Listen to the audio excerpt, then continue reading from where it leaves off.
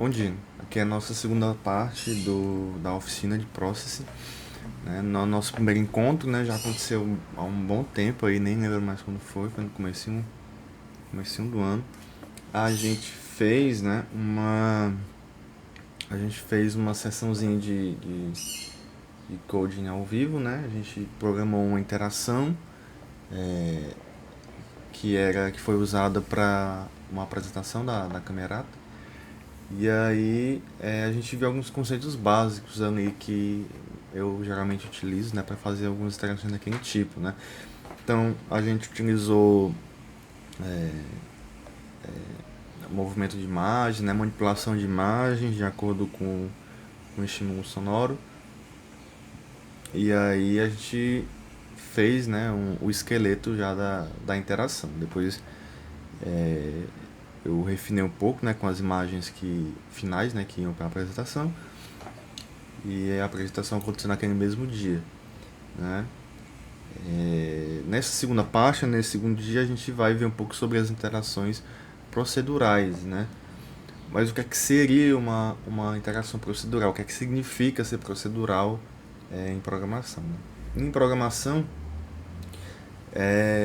algo ser procedural, né? Quer dizer que esse algo foi criado seguindo uma série de passos, um algoritmo, como se fosse o resultado de um algoritmo, né? No caso do processing, o processing já está mais voltado para a parte gráfica, né? Então ele vai ser a estrutura gráfica final gerada via código, né? Por exemplo, aqui eu tenho esses dois exemplos, né? Esses dois códigos, esses dois blocos.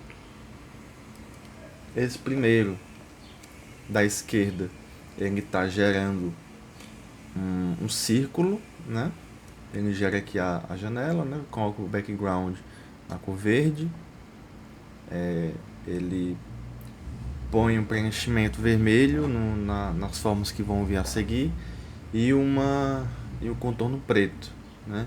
E aí finalmente eu criei o círculo, né, que já é uma estrutura nativa do processing, né? Ele cria, já tem todo o passo a passo, né, de criar o círculo. E aí ele cria o círculo no centro da tela, né? Com um tamanho ali, com um diâmetro 100, né? Uma largura e uma altura 100.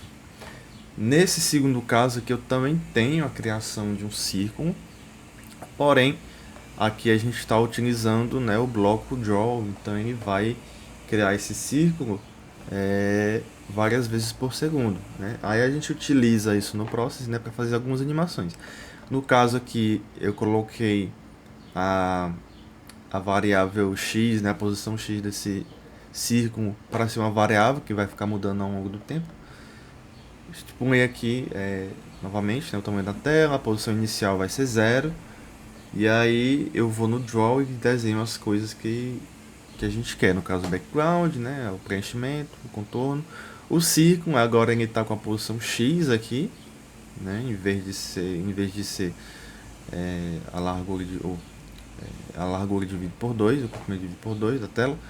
Eu estou com a posição X, a mesma altura, ao mesmo tamanho, só que no finalzinho aqui eu vou incrementar, né, a posição X com mais um. Então aqui a gente vai ter esse print aqui da esquerda, e é o primeiro caso, o primeiro código, ou seja, a gente vai ter um círculo estático. E no segundo caso aqui a gente tem alguns prints do segundo código, né? Eu tirei um print em dois momentos, onde você tem a posição do círculo mudando ao longo do tempo, né? Então aqui a gente tem dois momentos do código sendo executado. Tá? Óbvio que isso aqui é um exemplo super simples, tipo, trivial talvez seja, né? No processing. Porém você não vai ficar limitado, né, apenas a esses elementos básicos, né? É bom você dar uma complexidade do, das formas de acordo com o projeto, com a sua ideia, etc. Né? Qual é a vantagem? Quais são as vantagens e as desvantagens, né, de fazer uma interação procedural? As vantagens, né, é que primeiro ela vai ser uma interação, né, ela vai ser uma estrutura gráfica vetorial. Então você pode salvar essa forma, essa estrutura e pode editar posteriormente ou pode aplicar essa estrutura em alguma outra peça gráfica, né? Então a gente utilizou, vou mostrar daqui a pouco, né? A gente utilizou essa propriedade, essa vantagem da estrutura procedural ser uma estrutura vetorial, né? Para salvar alguns frames, algumas partes de uma interação para serem usadas posteriormente, né? Se ela sendo vetorial, né, ela pode ser redimensionável sem perda de qualidade, ou seja, qualquer estrutura vetorial, né, que você pegar um Illustrator, um GIMP da vida, e fazer uma estrutura, algum formato, alguma forma, algum objeto vetorial, né, você pode redimensionar ele sem ter nenhuma perda de qualidade, né, já que as estruturas que são vetoriais, elas são desenhadas justamente utilizando cálculos matemáticos e etc. É uma estrutura que ela é gerada via processamento, ela é processada pelo computador primeiro e depois ela é exibida com os resultados do seu processamento. Então, quando você redimensiona, aumenta, diminui, você vai ter apenas um recálculo ali da forma, e aí depois que os cálculos eles são finalizados, a estrutura ela é mutada e ela é exibida na tela. Então você tem essa vantagem de você pegar uma estrutura e conseguir redimensionar ela da forma que quiser, sem perder nenhuma qualidade, né? E a gente consegue, né, fazer pequenos ajustes a qualquer momento, né? Então você faz um ajuste aqui, vê como é que ficou. Se não ficou tão bem, se não ficou da forma que você queria, você faz mais um pouco de ajuste ali. Então ela vai se moldando de acordo com as suas necessidades, né, ao longo do código. Porém, né, isso tem alguns preços, né? Então, as desvantagens de usar uma interação procedural é que ela vai exigir muito processamento. Então, não é qualquer máquina que você tenha que vai conseguir suportar uma interação procedural que seja um pouco mais complexa. Tá? Se forem algumas interações mais simples, né, como essas dos círculos, que, que eu dei um exemplo agora anteriormente, ele pode ser um pouco mais tranquilo de processar, né? Mas até assim, dependendo da quantidade de círculos que você for adicionar na tela, vai ter um peso a mais também, né? Eu já fiz algumas interações com a camerata que os elementos procedurais que eu usava eram simplesmente alguns círculos que ficavam aparecendo e desaparecendo na tela, porém tem todo o peso de tem uma imagem, né? Tem a imagem de fundo, tem a ilustração, né, que foi feita, tem alguma animação que foi feita em cima dessa ilustração, né, frame a frame mesmo. E aí essas coisinhas, esses detalhes vão pesando, querendo ou não, no processamento, né, da interação. E aí a sua interação procedural vai ser um fator a mais ali que vai pesar no processamento. Então tem essas questões, não é uma coisa tão simples. É questão de teste, né? Se ela exigindo não muito processamento, ela pode diminuir o desempenho do código. Então, dependendo da sua interação procedural, né, pode ser que ele fique um pouco mais lento, né? Geralmente o processing vai gerar 60 frames por segundo, né, por padrão, mas dependendo da complexidade, né, do peso de processamento que tenha a interação procedural, esse frame rate vai cair lá para 50, 40, nem é tão perceptível essa queda, mas quando vai para 30 ali, 25, né, você começa a ver que a interação está um pouco mais lenta, está engasgando, então acaba prejudicando a experiência. E dependendo da complexidade ou da situação, é pouco prático, né?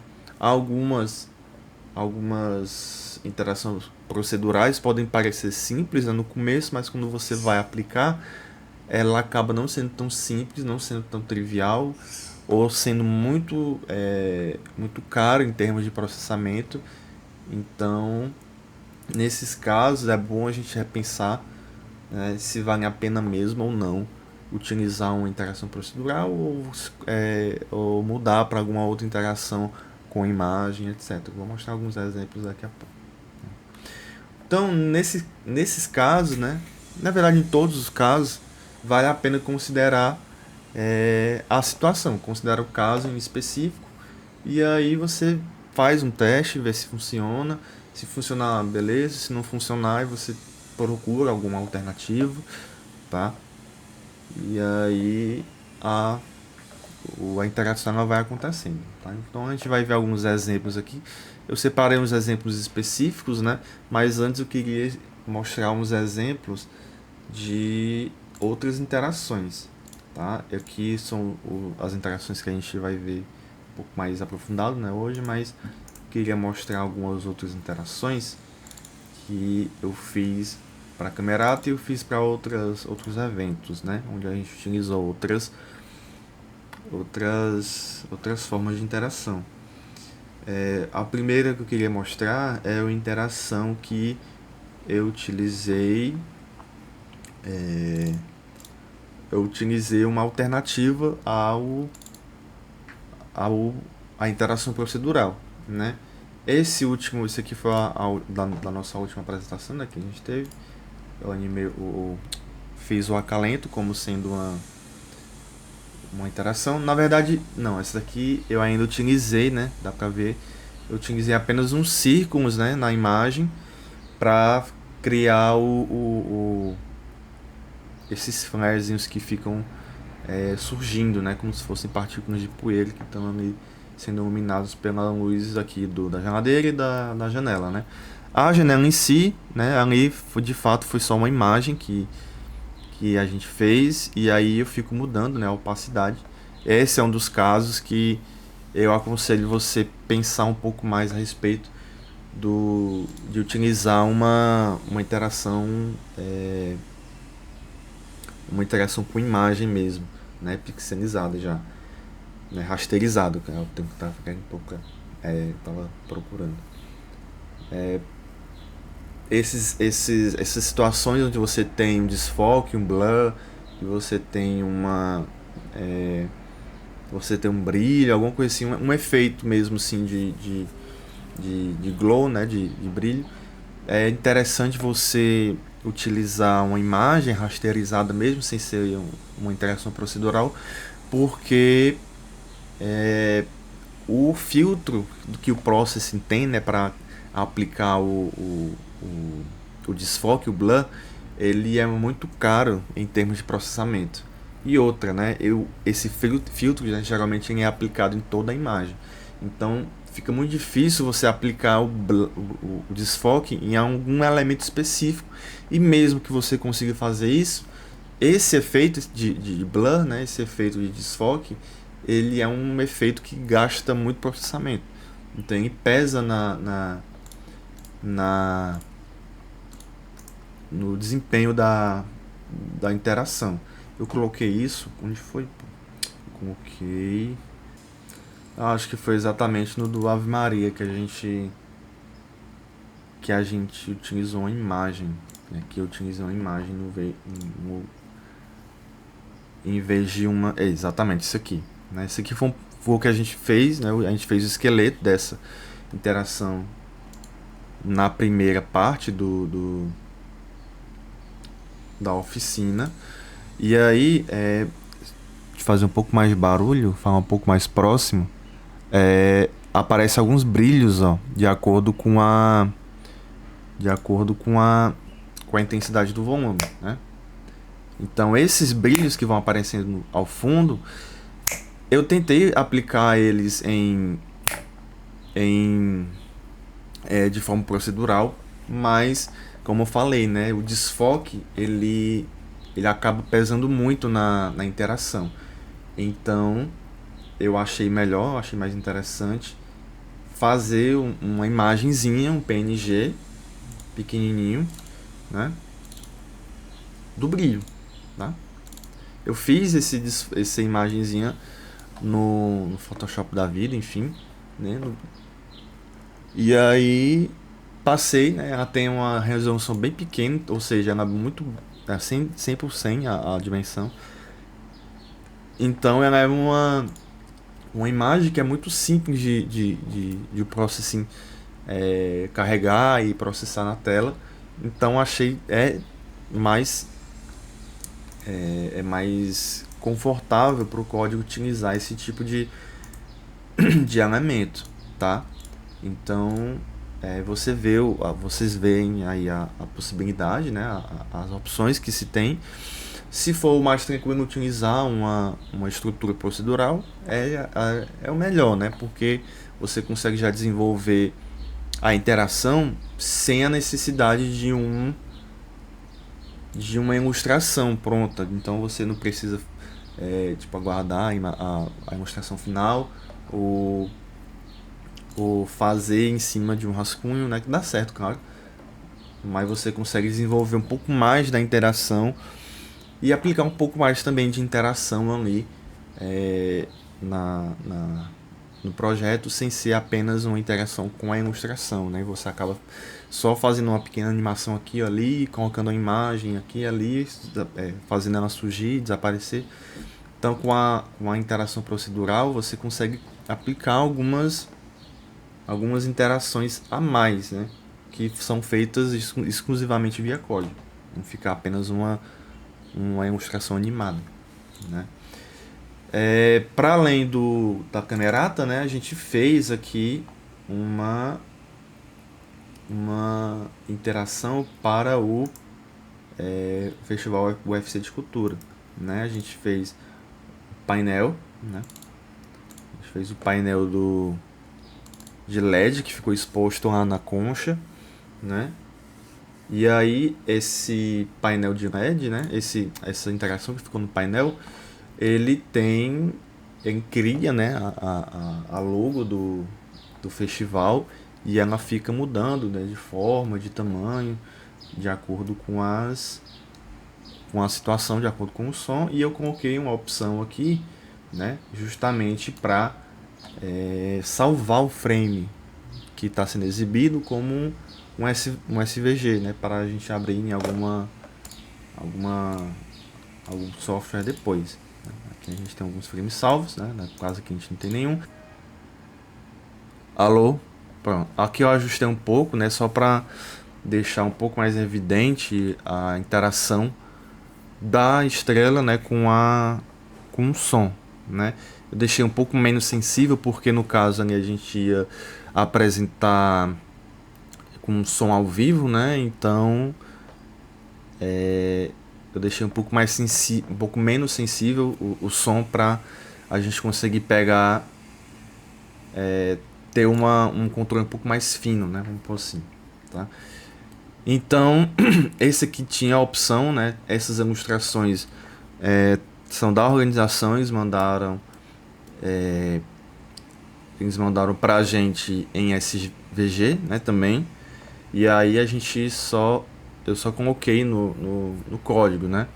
Só importei e coloquei aqui no código, tá certo? Nesse caso aqui, a gente tem essa interação, né? A interação procedural é essa estrela que tem no meio, que ela fazia parte da, da logo original, né? E aí a gente foi proposto para a gente fazer essa estrela ficar interativa.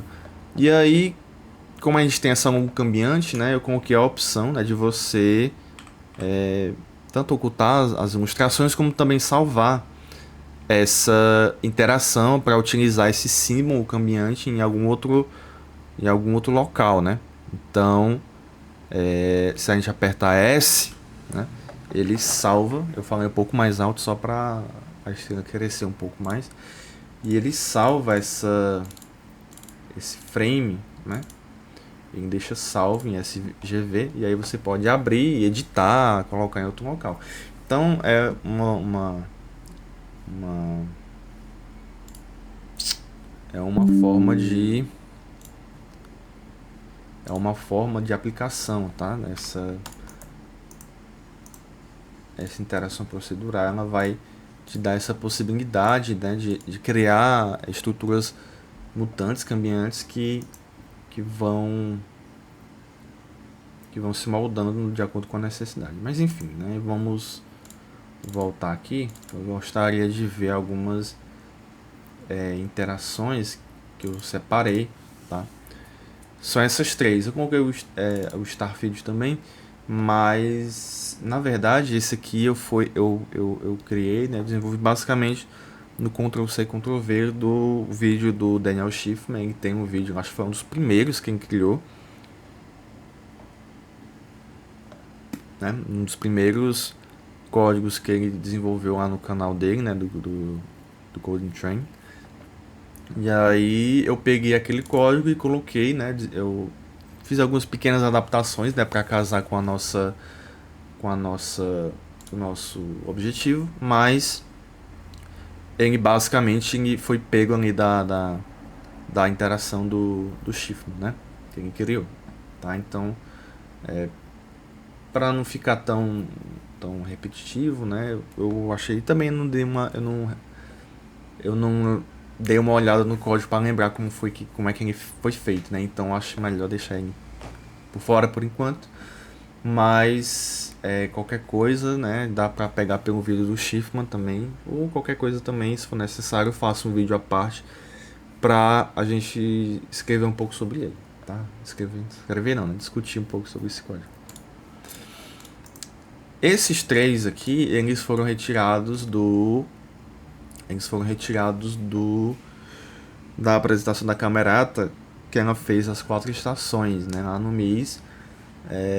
Nessa sessão que eles fizeram, a gente teve poucas ilustrações porque a gente estava num momento um pouco menos criativo, né? Geralmente as interações que a gente faz, elas têm um tema, né, um pouco mais específico, né, seja algum estúdio de animação, seja algum filme, sejam filmes, né? Mas geralmente a gente tem um tema que é um pouco mais fácil de encontrar referências, né, para ilustração.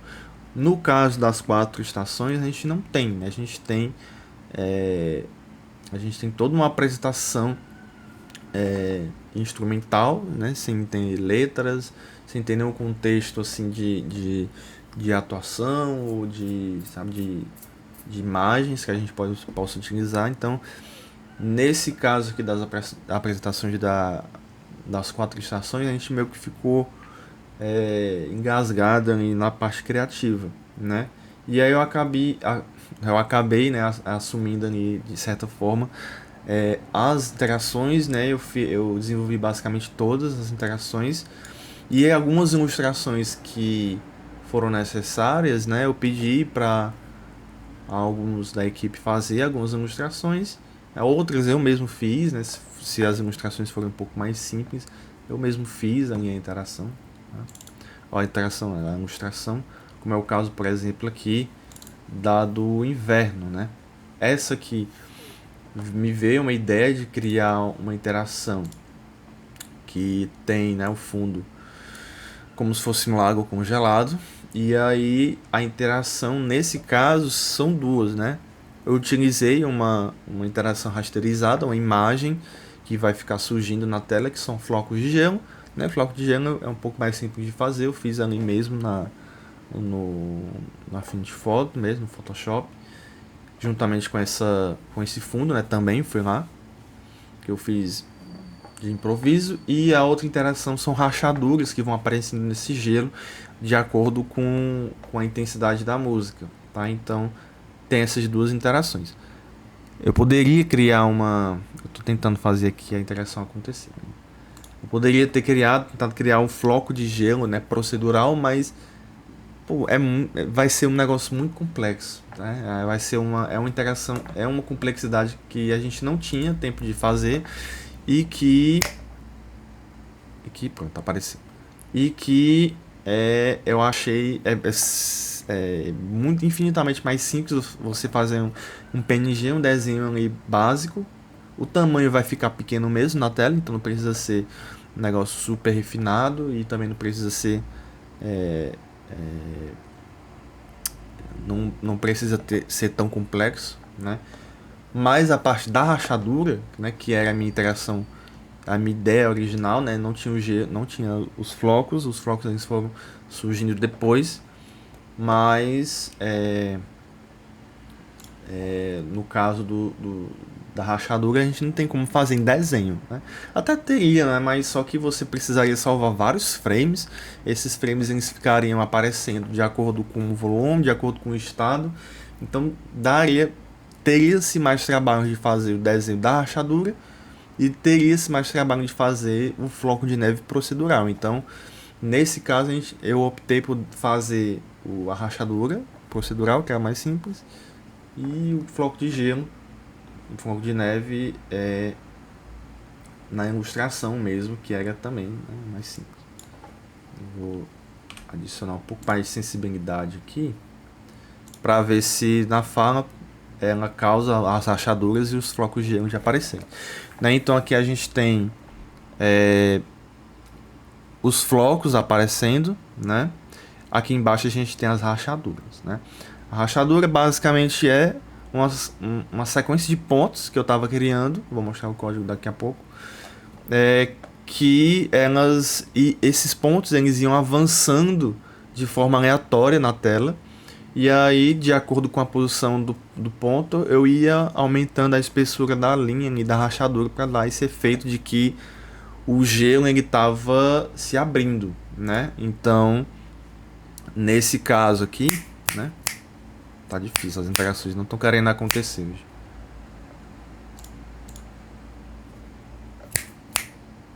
Né? Então, nesses casos aqui das rachaduras, né? A gente vai tendo esse efeito, né? De que o fragmento ele tá aumentando, ele tá cedendo o gelo, né? E aí, em determinado momento, né? Pode aparecer uma nova rachadura ou pode aparecer uma rachadura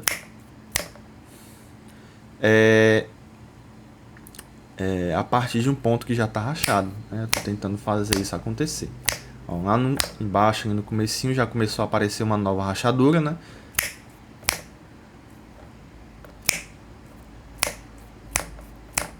E aí, de acordo com o som, essas rachaduras elas vão tomando de conta da tela, né? Juntamente com os focos de neve, né? Como é que eu fiz essa interação? Eu criei uma classe aqui separada, é bem pequenininha, é bem simples de fazer a interação da rachadura, tá? Eu criei uma classe aqui separada só para ficar um pouco mais simples, né? E aí eu vou ter basicamente 3 informações que eu vou precisar. Primeiro, uma posição x e y para essa rachadura começar. É como se fosse um ponto só. E uma lista de pontos, né, uma lista de vetores que eu vou criar, guardando os pontos que vão fazer parte dessa rachadura. Né? Então eu passo aqui, quando eu crio uma rachadura, eu passo a posição que eu quero que ela comece, né, a posição x e y. Eu vou salvar essa posição x e y aqui nas minhas variáveis, né, x e y. Eu vou inicializar a minha lista de vetores, né, no caso, e vou adicionar esse primeiro ponto, que é o ponto inicial dessa rachadura, né? Então vou adicionar nessa lista de pontos um p-vector na posição que foi estipulada ali, tá? E aí a gente vai ter 3 métodos, 3 ações que vão acontecer nessa rachadura. Ela vai rachar, ela vai ser exibida, né? E ela vai retornar um ponto que pode ser usado como um ponto de origem para uma nova rachadura, tá? A ação de rachar é simples, né? A ação de rachar ela vai apenas modificar as posições, né, do x e y dos pontos, tá? Então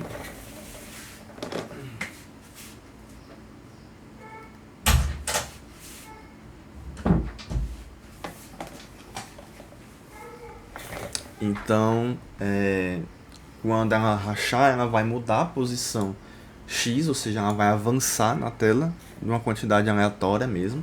Então, eu vou somar na posição que existia do x um valor aleatório entre 10 e 100, né? Então, ela vai avançar para a direita. No caso da posição Y, né, na posição vertical, eu vou somar ou diminuir, no caso que eu coloquei diminuir, mas tanto faz, né? Um valor aleatório entre menos 50 e 50. Então, essa rachadura ela vai avançar na tela, mas ela pode avançar subindo ou descendo na tela, tanto faz.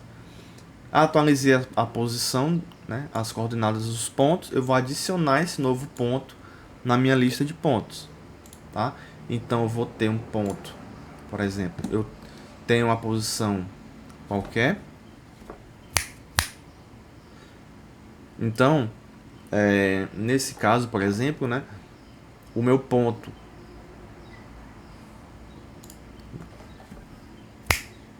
então nesse caso, né, uma rachadura foi criada nessa posição, então a posição inicial dela foi passada aqui, né, no início. Foi essa posição, né, os valores dessa posição, ok? E aí, de acordo com a interação com o estímulo sonoro, a gente teve uma rachadura, ela foi rachada, ou seja, ela avançou esse ponto que estava aqui, o inicial, a rachadura avançou o ponto, aquele ponto inicial para essa posição, ele avançou para a direita e para cima, né, no caso, na tela.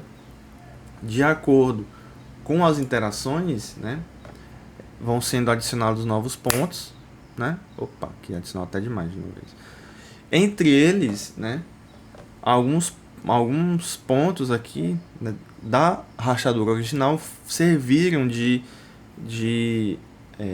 pontos iniciais de novas rachaduras, né? A gente vai ver isso daqui a pouquinho. Enfim, o método de visualização ele só vai desenhar, né, essa rachadura na tela. Coloquei aqui uma linha azulada, a cor, né, azulada, e aí eu vou percorrer os pontos que existem dentro de uma rachadura. Vou criar uma nova rachadura aqui, né?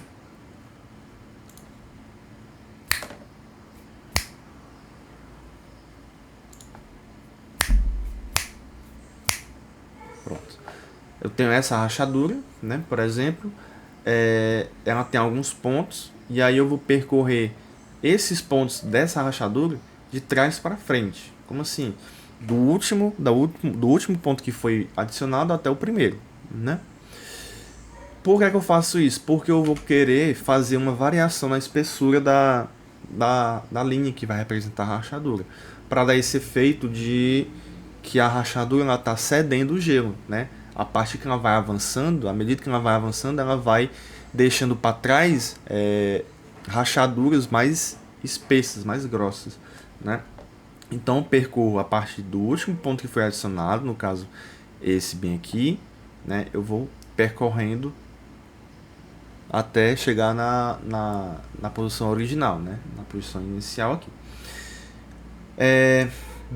Quando eu pego uma posição qualquer, eu vou determinar a espessura do meu contorno de acordo com a seguinte relação: o tamanho a quantidade de pontos que eu tenho no tamanho da minha lista de pontos menos a posição inicial a posição que eu estou considerando, o ponto onde eu estou, né? Por que é que eu faço isso? Eu faço isso porque quando eu pegar o último ponto que foi adicionado, né, aquele primeiro, esse é bem aqui, né, ele vai ter o valor basicamente igual ao tamanho da lista, e quando eu faço essa diferença, eu vou ter uma espessura pequena, um valor pequeno. Então, sei lá, eu tenho 5 pontos. Então, 5 pontos, então eu vou ter ponto 0, 1, 2, 3, 4. Né? Então, essa posição desse último ponto aqui é 4. O valor dele é 4 na lista. Né? Quando eu faço 5, que é a quantidade de itens na lista, menos 4, que é a posição daquele último ponto, eu vou ter uma espessura 1. Então eu vou ter uma linha fina. Se eu pegar esse último ponto,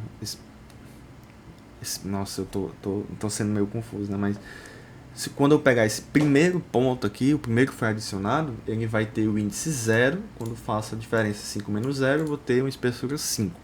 Então, quanto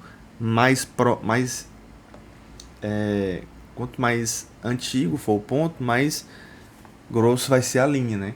Aqui eu coloquei só um if para limitar a espessura da linha, porque se eu tiver muitos pontos, a linha ela vai começar a ficar muito grossa e vai atrapalhar a visualização. Então eu limitei aqui a espessura máxima para ser 5, né, de acordo com uma certa quantidade de pontos. Beleza? Eu pego o ponto atual que eu estou considerando, né, e eu pego o ponto anterior a ele para eu ter o par de pontos necessário para fazer a linha. Então, por exemplo, eu pego esse primeiro ponto bem aqui, eu pego esse último ponto que foi adicionado, que está bem aqui, eu pego o ponto anterior a ele e faço uma linha de espessura 1, no caso.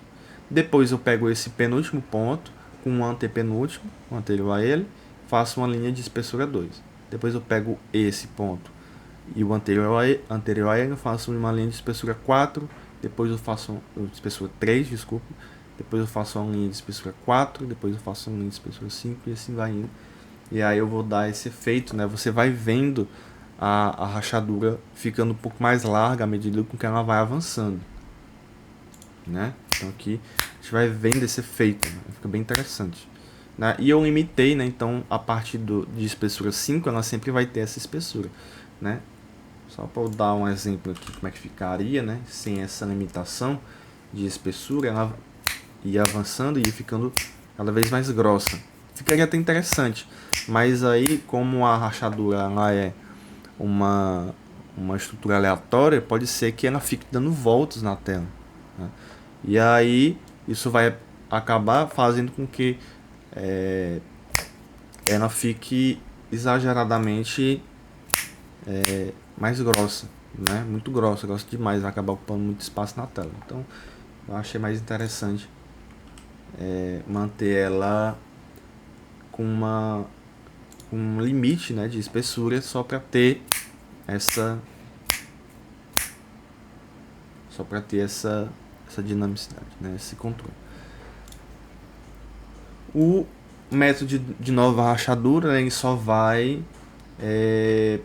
retornar um ponto aleatório que eu tenho na minha rachadura em questão para ser utilizado como sendo esse ponto inicial aqui, ó, né? Esse ponto inicial aqui de uma nova rachadura. Então, quando eu tenho essas bifurcações, como aconteceu aqui agora, né? O que foi que aconteceu? Lá no meu processamento aqui, né? Vamos logo para cá. Para além de outras coisas, né, que tem nesse código, o carregamento dos flocos, das imagens, blá blá blá. Aqui adicionando a questão do som, né, o volume. Aqui eu tenho, né, exatamente, né, quando o volume ele é maior do que um certo valor e um controle aleatório que eu tenho aqui, que eu geralmente coloco, né, eu pego um número aleatório entre 0 e 1, né, em caso decimal. Se ele for menor do que 0.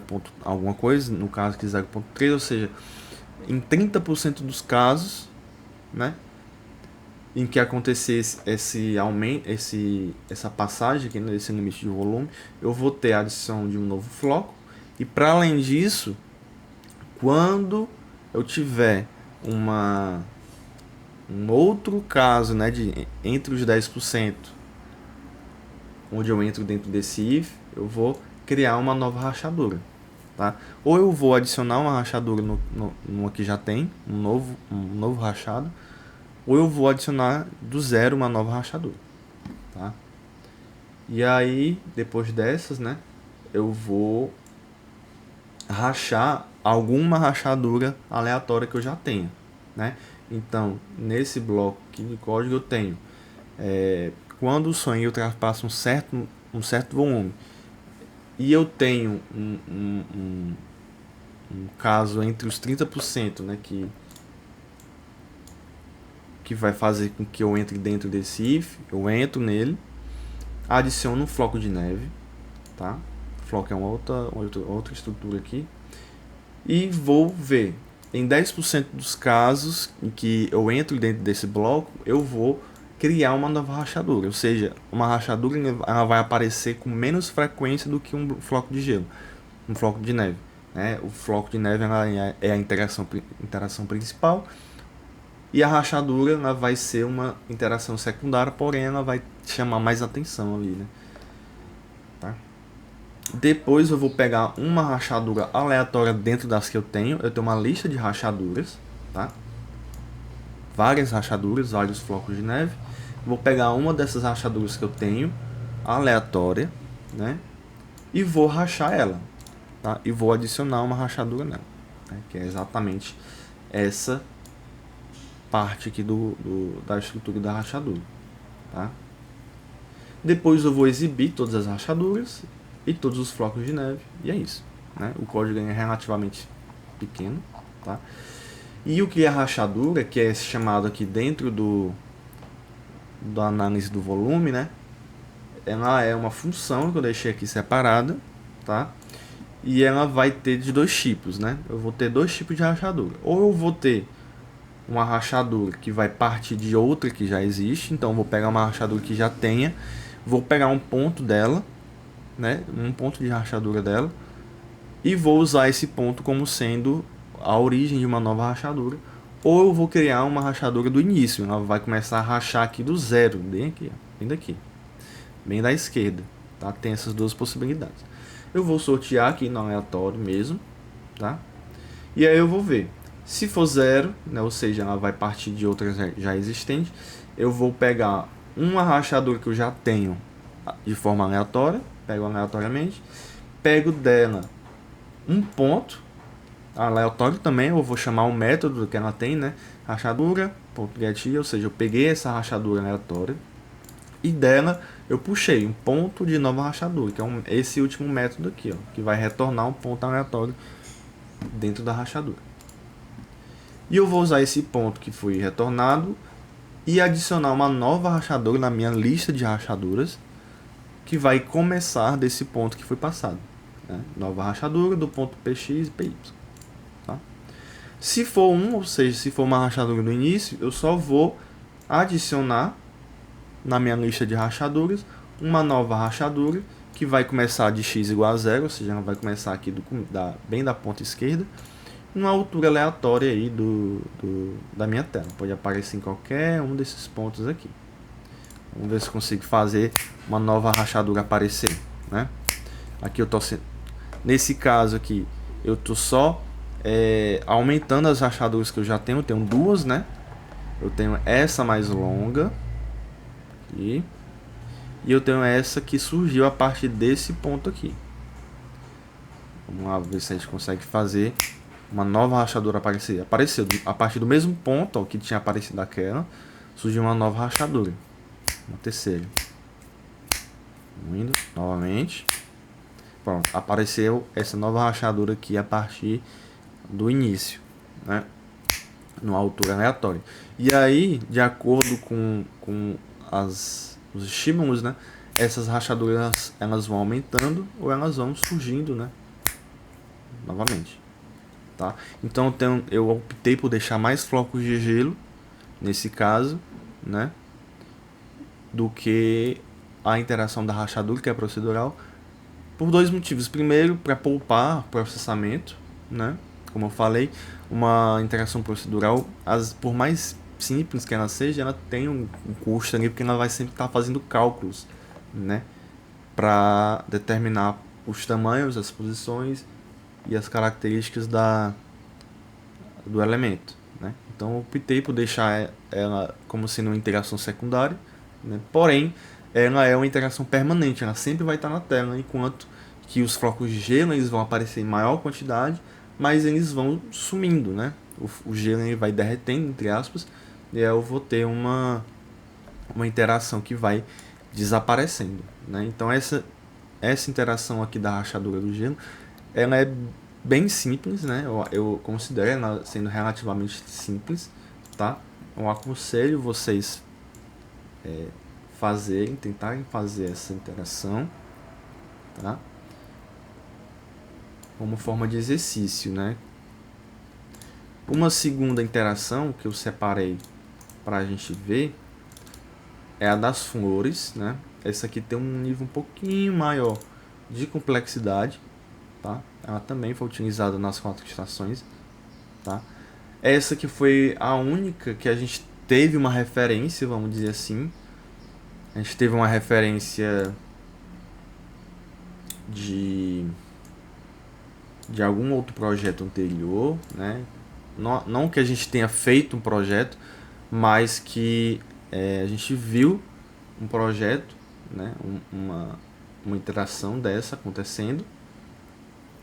E aí foi trazido pra gente pelo professor Roberto, né? E trouxe pra gente, e aí a gente só desenvolveu, né? Só desenvolvi essa mesma interação de forma interativa, né? O vídeo que ele mostrou, elas iam aparecendo de forma aleatória, né? E aí a gente tem, eu só fiz, na verdade,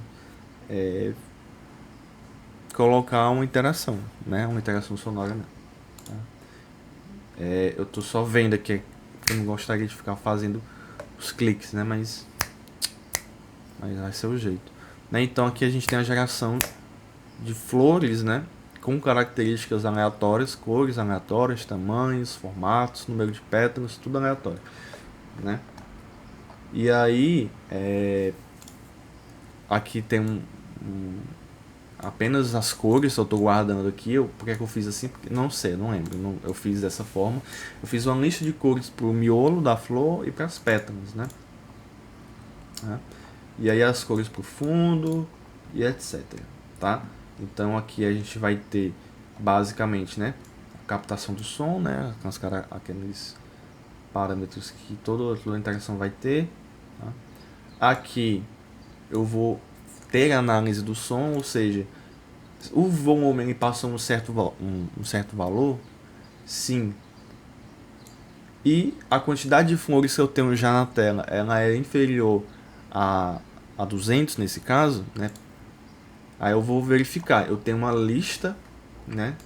Novamente, eu tenho uma lista, uma array list aqui dos elementos flores, né? Da mesma forma que eu tinha das rachaduras na outra e dos flocos de neve também eu tinha uma array list, né? Porque eu não tenho uma quantidade, eu não sei uma quantidade já fixa de quantos elementos vão aparecer, né? Vai depender da interação. Então vão ter momentos que vão aparecer mais flores ou mais flocos de neve, então vão ter momentos que vão aparecer menos. Então a gente cria o array list porque ela é uma estrutura, uma lista que não tem um tamanho fixo, né? Diferente uma lista, né? Dessas aqui que a gente consegue criar, que a gente precisa ter já uma quantidade fixa, uma quantidade já limite na própria estrutura da lista, né? A gente coloca o valor, né, dentro dos colchetes. E aí o array list ele fica aberto para a quantidade que for necessária. Por conta disso, eu coloquei esse limite aqui de 200. Eu posso ajustar de acordo com a necessidade, porque, como eu falei, elementos procedurais eles vão pesar mais no processamento, né? E dependendo da quantidade de elementos que você tem na tela, por conta dessas interações, o processamento ele vai começar a ficar pesado demais, né? A interação vai começar a ficar pesada e a gente vai ter perda de desempenho na interação. Então eu fiz alguns testes e eu vi que uma quantidade de 200 eu consigo balancear entre quantidade de flores que eu tenho na tela, né? Quanto mais flores fica mais bonito, mais eu vou ter uma queda no desempenho, né? Se eu colocar uma quantidade muito baixa, eu vou ter um desempenho ali mais estável, mas eu vou ter poucas flores na tela, então fica um pouco mais pobre, fica um pouco mais vazio, né, a interação. Então eu tentei balancear entre quantidade de flores para deixar mais bonito, mais uma quantidade que seja razoável para o processamento da interação, tá? Então com que é o limite de 200. Então eu tenho menos de 200 flores na tela e eu bati o limite de volume, né? O limite mínimo de volume para acontecer a interação. Eu vou criar aqui um brilho entre aspas na tela. Então quando eu tenho a interação, né, eu vou ter esse brilho na tela acontecendo, né? Ela era branca, ela fica verde, ela vai para amarelo, ela vai para rosa, enfim, né? E aí eu adiciono uma nova flor. Adiciono uma nova flor na minha lista de flores, tá? Aqui é apenas o efeito, né, de mudança de cor do fundo, né? Esse aqui, na verdade, só esse trecho. E aqui eu estou exibindo e apagando as flores, tá certo? Por quê? Eu exibo aqui as flores, né? Eu pego uma flor. Primeiro de tudo, eu percorro a minha lista de forma inversa. Eu vou da última flor que foi adicionada até a primeira, tá? Pego essa flor em questão, exibo ela, né? E faço a atualização da estrutura da flor, da posição, etc. E depois eu verifico. Essa flor, ela foi... ela desapareceu da tela, ou seja, ela saiu já dos limites do Canva. Se sim, eu vou remover essa flor. Por quê? Porque se eu não fizer isso, vai acontecer duas coisas. Primeiro, eu vou atingir o limite de flores que eu tenho na minha lista, que é 200. E uma vez que eu atinge esse limite, eu não vou conseguir mais adicionar novas flores, né? E segundo, não é porque uma flor desapareceu da tela que ela vai deixar de ser processada. Ela vai continuar sendo processada e calculada no, no computador, só que ela só não vai ser exibida. Então, ela vai continuar pesando no processamento, mesmo que ela não esteja sendo exibida na tela. Ela está sendo gerada, só que ela está sendo gerada fora dos limites do Canva e a gente não está vendo. Então, para evitar, primeiro, de travar o meu limite, né, minha quantidade de flores que eu tenho, para também limpar o processamento da minha interação, eu não preciso mais processar flores que não existem mais na tela. Eu vou remover essa minha flor da tela para possibilitar o surgimento de novas flores, tá? Então eu removo aqui essas flores para eu não ter um peso no processamento e possibilitar o surgimento de novas flores, tá? A estrutura da flor em si, ela parece muito complexa, mas não é tão complexa aqui, tá? Ela só é grande porque eu adicionei esses efeitos, né, de surgimento, né? Então, ela surge, tipo, o miolo aparece primeiro, né? Ele cresce, e depois que o miolo cresce, eu vou ter o crescimento das pétalas, né? E eu vou ter esse movimento um pouco mais suave, né, também de queda das flores. Então, todos esses efeitos foram que fizeram esse bloco, né, essa classe de flor, ficar maior do que era necessário, tá? Mas eu poderia só criar, né, obviamente, a flor ela aparece de repente, toda a estrutura da flor já montada aparece de repente na tela, só que não fica tão agradável à vista. E a referência que o Roberto tinha levado, né, era justamente a flor aparecendo primeiro o miolo, depois as pétalas, e aí ela vai ter esse movimento de giro e o movimento de queda. Então, para fazer esses efeitos, a gente usou um bocado de variáveis, né? Essas aqui são as variáveis de posição, x, y, né? Variáveis de velocidade e aceleração, né, do movimento da pétala. Variáveis de angulação, né, se ela vai estar girando e quanto ela vai estar girando. A quantidade de pétalas, tá? É um vão aleatório.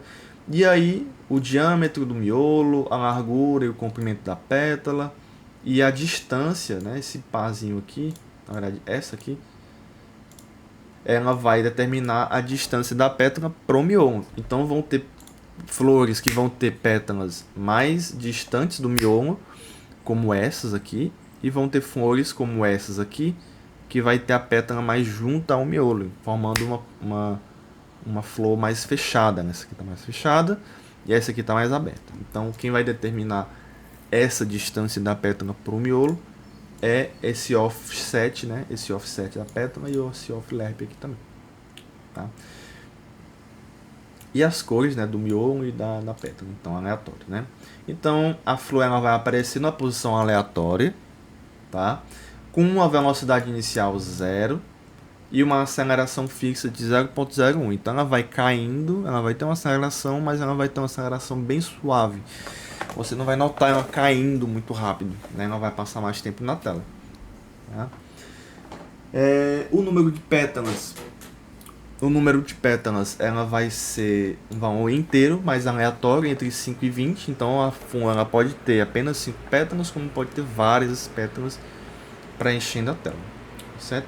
O diâmetro, ele vai começar inicialmente do zero, né? Então o miolo da flor ela vai ter um tamanho zero, mas ela vai crescer até um diâmetro final, que também vai ser aleatório, de 10 a 50 pixels. Mesma coisa para a largura e o comprimento das pétalas, né? O miolo da flor ela vai ser um círculo perfeito, mas a pétala ela vai ser uma elipse que vai estar mais esticada. Então eu peguei a largura, eu vou ter, né, largura e comprimento dessa pétala, inicialmente zero, porque ela vai surgir entre aspas do nada, ela vai crescer na tela. E a largura final dessa pétala, ela vai ser um valor aleatório entre 5 e a metade do diâmetro do miolo. Eu estipulei, fiz testes e estipulei esse valor aqui. E o comprimento da pétala vai ser sempre igual ao comprimento, o diâmetro do próprio miolo da flor, tá? Então vai ter sempre o mesmo comprimento, né? O comprimento da pétala é igual ao comprimento do miolo. A distância da pétala para o miolo vai começar do zero e ela vai ter um valor final de 0,5 a 1,5. Como assim? Eu vou utilizar esse valor, esse offset patch, para multiplicar em relação à posição do miolo, tá? Então, ou ele vai estar afastado, né, a posição e o tamanho do miolo, né? Ou ela vai estar afastado igual a uma distância de meio diâmetro do miolo, ou seja, o raio do miolo, ou ela vai estar afastada numa distância equivalente a um diâmetro e meio do miolo, tá? Então, no caso dessas pétalas mais juntas, né? Deixa eu pegar uma melhor. No caso dessas pétalas mais juntas aqui, eu tenho um offset um pouco menor, offset pad. E essas pétalas que estão mais afastadas, né? Bem afastadas, eu vou ter um offset maior. Beleza. O ângulo de rotação vai começar do zero, ok? E ele vai ter uma variação, né? Esse ângulo ele vai mudar de forma aleatória, né? Então eu vou adicionar aqui esse offset ângulo, ele vai ser uma velocidade angular. Então vão ter pétalas que vão girar mais e vão ter outras que vão girar um pouco mais devagar. Consegue ver, né? Girando mais rápido, girando bem devagar. Você mal nota a rotação dessa flor aqui. Essas partes aqui são a coloração da flor, então posso pular, né? Não tem muito a ver com uma ação da flor mesmo, né? As ações a gente vai ter a atualização dos tamanhos e das posições, desenho da flor na tela e uma análise para ver se aquela pétala já saiu de tela, para poder apagar, tá? Vamos lá. A atualização da flor, eu vou a cada momento eu vou aumentar um pouquinho do diâmetro, então eu vou utilizar essa função do process que chama lerp. O que vai ser o lerp? Ele vai fazer uma transição de um determinado valor para um outro valor e com um determinado passo, né? Como assim? O meu diâmetro inicial é zero. Eu tenho o valor de diâmetro inicial zero e eu quero chegar num diâmetro final que foi aqui estipulado aqui no comecinho, né? Um valor aleatório, tá? Então eu vou atualizar o valor do meu diâmetro, tá? O meu diâmetro ele vai iniciar do valor que ele já tinha, no caso zero, e eu quero que ele chegue até o meu diâmetro final. Porém, ele não vai de uma vez desse valor para o outro, ele vai em um passo de 0,1. Ou seja, eu vou ter primeiro, né, o primeiro passo que ele vai dar vai ser de 0,1 do valor do diâmetro final, da distância, né, entre esses dois pontos. Eu vou verificar qual é a diferença do meu valor atual para o meu valor objetivo. Vejo qual é a taxa dele correspondente ao passo, ou seja, eu quero 10% dessa minha distância e eu vou fazer com que o meu diâmetro agora ele seja atualizado para um valor que seja 10% da distância entre o valor que eu tinha antes e o valor que eu quero ter no final. Tá? Ficou um pouco confuso? Provavelmente. Mas o que é que vai ser? Eu vou atualizar o meu diâmetro atual como? Pegando o valor que eu tenho atualmente, no caso, eu tenho o meu diâmetro 0. Eu vou pegar esse valor 0, eu vou ver qual é o diâmetro que eu vou ter no final, ele vai ter um tamanho 10 no final. Vejo qual é a taxa, o valor correspondente ao passo, em porcentagem, da distância do que eu tenho agora para o que eu quero ter no final. Qual é a distância de 0 para 10? 10. Qual é o valor correspondente a 10% desse valor? 1. Então, eu vou mudar o meu diâmetro que estava 0 para 1. No próximo ciclo, quando eu chamar o update novamente, eu não vou mais considerar o tamanho 0, eu vou considerar o tamanho de 1. Eu estou com o tamanho 1, eu quero ir para 10.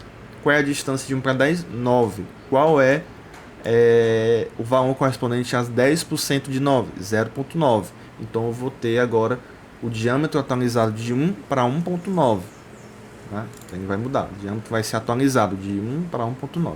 Quando for o próximo ciclo, vou fazer a mesma coisa. Agora pegando 1,9, né, até 10, a distância é de 8,1. Qual é o valor correspondente a 10%? 0. E aí eu vou aumentando, 1,9 mais 0,8. E aí eu vou acrescentando a cada ciclo, tá certo? Né? Fica um pouco confuso, mas de modo geral o lerping vai ser usado quando você quer ter um movimento bem suave na sua animação. Você quer ter uma animação de modo geral mais suave, porque o lerp, à medida que ele vai se aproximando do valor final, ele vai dar passos cada vez menores. Então você nota, né, quando eu tenho o início da animação, eu vou ter um movimento mais rápido, e à medida com que eu vou aproximando do meu valor final, esse movimento ele fica mais suave, tá? Eu estava usando isso aí na animação aqui do floco de gelo também, só não fiz falar porque não quis entrar em detalhes na interação rasterizada, né, que era a do floco de gelo. Eu estou usando uma imagem aqui, não há o foco nessa oficina, né? Então, nesse caso aqui, eu estou utilizando o lerp bem aqui, ó, na posição do gelo, na posição X, na posição Y e também na rotação.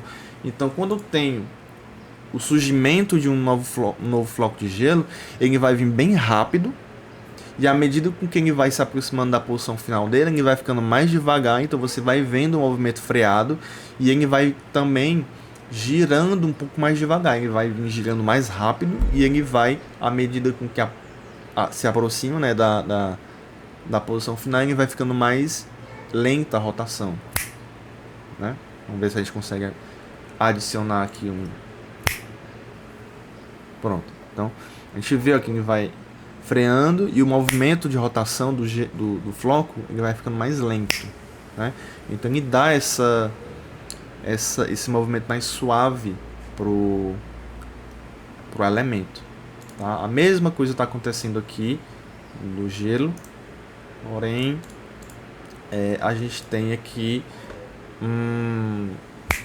ele acontece de forma mais rápida, né? Então a gente vê um pouco mais suave, mas a gente não vê com tanta intensidade como estava acontecendo no outro caso, tá? Foi mal ter me prolongado a respeito do lerp aqui, mas ele é uma função bem interessante quando você quer dar essa suavidade na interação, no movimento, tá? Quando esse diâmetro ele chega a 90% do tamanho original, no tamanho final que a gente quer que ele tenha, é que a gente vai começar a mexer com as pétalas, né? Então eu vou fazer as mesmas coisas que eu fiz agora com o diâmetro, só que eu vou fazer com as pétalas. Então eu vou fazer um lerp para a largura da pétala, que começou do 0, e eu vou ter até um tamanho final aí, que eu estipulo na aleatório, também com passo de 0,1, ou seja, 10%. E eu vou fazer a mesma coisa com o comprimento, que tinha um tamanho inicial 0 e vai ter um tamanho final igual ao diâmetro do miolo, também passa de 0,1.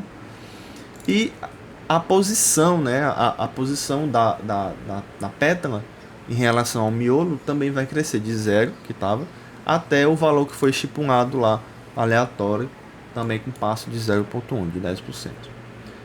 Depois eu vou começar a mover a minha flor, tá? Eu vou adicionar na posição Y dela a velocidade, que inicialmente é 0, e também vou adicionar a velocidade e a minha aceleração. Então, a partir do momento que meu miolo ele já está num tamanho considerável, essa flor vai começar a cair. E o ângulo ele vai começar também a rotacionar, a partir do momento em que a minha flor, o meu miolo já está num tamanho considerável, tá?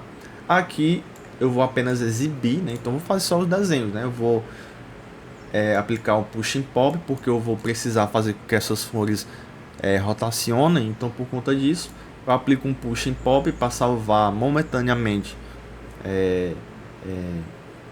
uma nova configuração de tela, tá? Eu vou aplicar o translate para o centro do miolo, porque eu quero que a rotação aconteça a partir do centro do miolo, né? Aplico a rotação dessa minha flor e aí eu vou fazer a distribuição das minhas pétalas, né? Eu vou distribuir essas pétalas ao redor do miolo e a distância angular, né, a posição de cada pétala vai depender da quantidade de pétalas que eu tenho. Então, se eu tenho menos pétalas, eu vou ter uma distribuição mais espaçada entre as flores ou entre as pétalas. Quando eu tenho mais pétalas, eu vou ter elas mais juntas, né? Pronto, agora a interação fica até mais interessante. Tá? Elas vão ficar mais juntas ou vão ficar mais espaçadas de acordo com a quantidade de pétalas. Ó, isso aqui ficou bem junto, ó, bem colados umas nas outras. Então eu vou dividir 360, que é a quantidade de graus que eu tenho numa volta completa, né? 360 graus, dividido pelo número de pétalas que eu tenho. Isso vai me dar um ângulo para cada pétala. Vou entrar num for, que vai depender da quantidade de pétalas. Então, o i ele vai de 0 até o número de pétalas, né? Normal. E aqui eu vou adicionar um novo pushing pop, porque eu vou precisar posicionar cada pétala de acordo com a posição que vai ser determinada pelo aquele offset lá que eu tinha feito, o off-layer, tá? Adiciono uma rotação de acordo com o ângulo que foi calculado, multiplicado pela pétala que eu estou considerando no momento, tá? Adiciono a cor e faço o desenho da elipse, né? E o desenho dessa elipse, ela vai estar deslocado de acordo com o off-layer, como eu falei. Ele vai ser desenhado a partir do centro da minha flor, só que eu vou deslocar verticalmente de acordo com o diâmetro da minha flor, do meu miolo, multiplicado por aquele offset, tá? Então pode ser, ele antes era 0, ou seja, a pétala estava sendo desenhada a partir do centro, porém o off-layer ele foi empurrando essa pétala para fora, né, de acordo com o valor que tem lá, 0,5 ou 1,5 ou algum valor aleatório entre esses dois, tá? Vai ter a largura, que vai depender aqui do momento, né, e um determinado comprimento. Mas, por fim, eu desenho por cima de tudo o miolo, que vai ser apenas um círculo, né? Eu coloquei aqui uma elipse, né? Mas poderia ser só um círculo também, né? Circle com um diâmetro, tá? Isso aqui não vai mudar nada, vai gerar a mesma coisa, né? Certo? Então essa interação ela ficou um pouco mais complexa, né? Mas por conta de toda essa animação que eu adicionei. Ela não precisava ser tão complexa assim, mas para dar para dar um efeito um pouco mais bonito, um pouco mais suave de se ver, né, a gente adiciona essas coisinhas, né?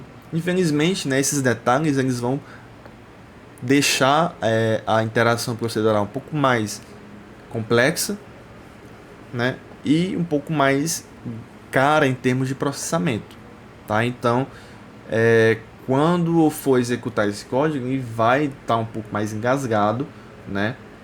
Quer dizer, ele pode estar um pouco mais engasgado, e ele vai ficar mais engasgado ainda se você for adicionando esses detalhezinhos de movimentação e etc. Porém, né, você adiciona para não deixar uma interação muito crua, muito sem graça, né? Ela deixa a interação mais gostosa de se ver, tá? Então, novamente, isso aqui aconselho vocês a tentarem executar essa interação, fazer essas interações. Não precisa ter todo esse frufru de LERP, etc. Mas é interessante para ela ficar mais próxima do resultado final que eu consegui aqui, tá? E por fim, né, a gente tem essa interação que é um pouquinho mais complexa, tá? Essa é uma das que eu mais gosto. Eu já vou fazer até aqui o ajuste de volume. Deixa eu ver. A fagulha, né, é um elemento um pouco mais simples, né? Ela é basicamente aquela mesma interação que eu tinha mostrado lá no acalento, né? Eu só fiz desenhar algumas ela tem 30 linhas a estrutura da fagulha. Eu basicamente só fiz desenhar um círculo pequeno que se movimenta para cima e que vai perdendo opacidade. Ela vai ficando mais opaca à medida que o tempo vai passando.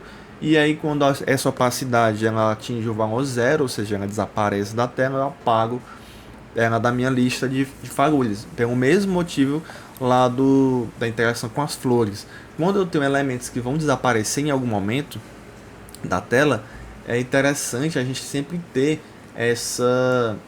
esse método atrelado à minha classe, né, que vai retornar se aquele objeto ele já desapareceu, né?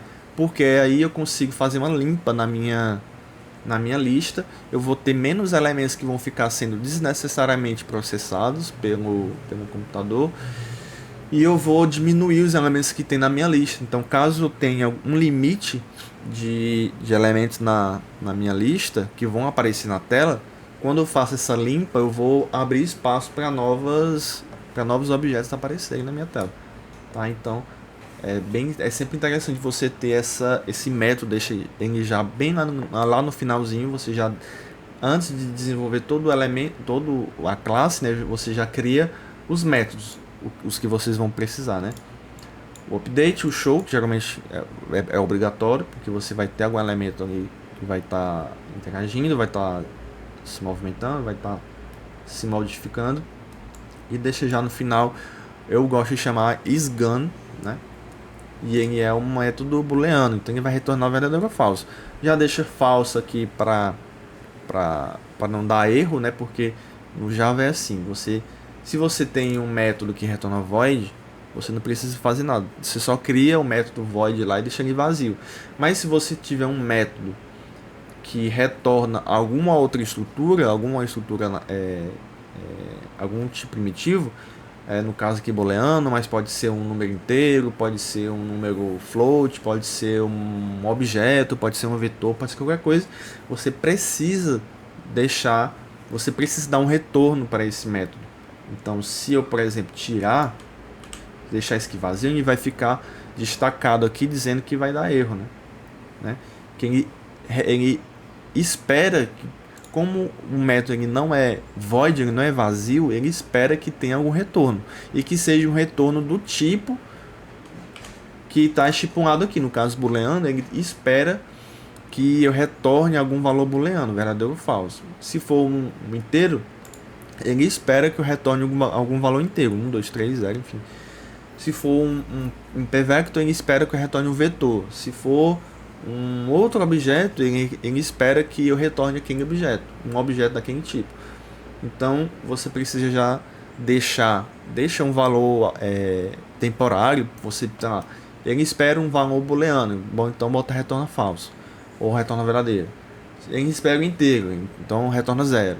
ele espera um vetor, um p-vector. Então ele vai retornar um novo p-vector que tem, enfim, um novo p-vector vazio. Ele espera um objeto, então ele retorna um novo objeto, enfim, etc. Assim vai indo, né?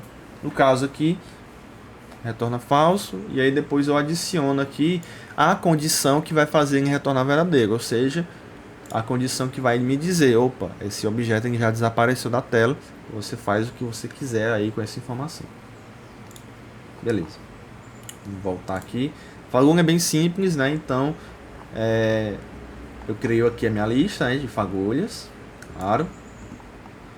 E aí eu vejo aqui com o volume. Novamente, eu adiciono aqui um if que vai meio que controlar o volume e a quantidade de fagulhas que vão aparecer de acordo com a intensidade do som. No caso aqui, eu escrevi de uma forma diferente, mas eu fiz a mesma coisa de porcentagem, né? Então eu vou ver aqui, eu vou sortear aleatoriamente um valor. Esse valor é menor do que uma certa taxa aqui do volume. Se for, você adiciona uma nova fagulha. Isso vai fazer com que quanto maior o valor, maior seja o intervalo de valores que eu tenho desse meu random, que ele pode surgir e vai adicionar uma fagulha nova. Então, quanto maior o volume, mais fagulhas eu vou ter. Tá vendo? Se eu falar um pouquinho mais baixo, eu vou ter menos fagulhas. Quanto mais alto eu falo, né, mais fagulhas vão aparecer. E essas fagulhas elas vão desaparecendo, né, elas vão ficando cada vez mais opacas. Já no caso da fogueira, né, ela foi um pouquinho mais chata de fazer. Eu acho que talvez pelo tempo eu não entre tanto em detalhes, né, para não ficar muito cansativo. Mas o que foi? Como foi feito, né? Primeiro, eu criei, na verdade, 3 fogueiras, né? Eu criei uma estrutura que vai ser chamada de fogueira, que na verdade são essas camadas de fogueira que eu tenho, né? Eu tenho uma camada um pouco mais na frente, amarelinha, a do meio laranja e a de trás mais avermelhada. Elas vão ter tamanhos diferentes, né? Justamente para dar esse efeito, né, de fogo, né, com várias camadas. Então eu não vou ter uma lista, né, de fogueiras. Eu vou ter só 3 fogueiras. A chama externa, que é a que fica mais lá fora, a vermelha. A chama do meio, laranja. E a chama interna, amarela. Beleza. Eu vou inicializar essas minhas fogueiras, né, com alguns parâmetros, que a gente vai ver daqui a pouco o que é cada um. E eu vou determinar uma cor para essa fogueira, só basicamente isso. Então, inicializei a minha fogueira e adicionei uma cor para ela, beleza. Eu venho aqui, né, onde eu vou desenhar as minhas fogueiras. Então, para cada fogueira que eu tenho, eu vou fazer 3 coisas. Primeiro, eu vou estimular essa fogueira, né? Eu vou alimentar essa fogueira com o volume, tá? Então, a todo momento, eu poderia ter feito isso no update, mas o update eu achei melhor para fazer apenas o formato da fogueira, tá certo? Eu separei, é sempre bom fazer isso, né? Separar os métodos e as funções de acordo com o que você quer que ela faça, tá?